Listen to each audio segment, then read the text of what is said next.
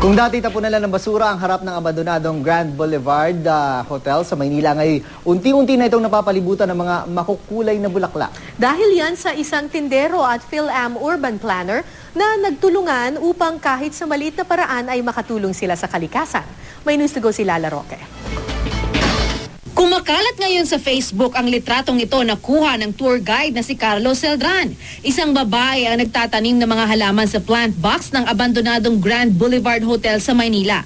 Hinangaan ni Celdran ng simpleng paraan ng babae kung paano tulungan ang kanyang lungsod.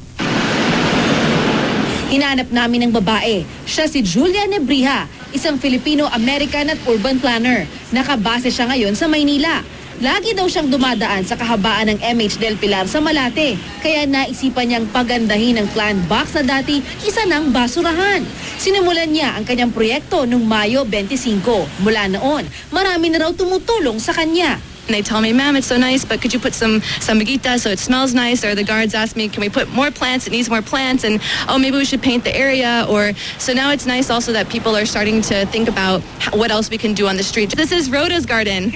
Siya si Mang Rhoda ang naging inspirasyon ni Julia sa paggawa ng mini garden. Sa tapat lamang ng garden na yon, ang tindahan ni Mang Rhoda. 13 taon na siyang tindero. At dati daw napapansin niya na lagi nagkakalat ang mga tao sa harap ng kanyang tindahan. Kaya naisipan niyang magtanim ng mga halaman. Kung inyo nakikita, napakalinis dahil mula daw nang magtanim siya ng halaman ay wala na rin nagkakalat sa harap ng kanyang tindahan.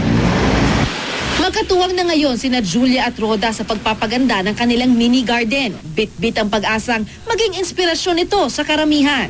Alagang 10 piso, 20, nakakapag-halaman ka na. I think that if everybody does something small, over time, together, we can regenerate the city as a whole.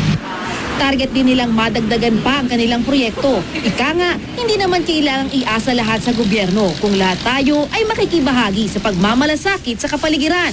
Tayo rin naman ang makikinabang. Lala Roque, GMA News.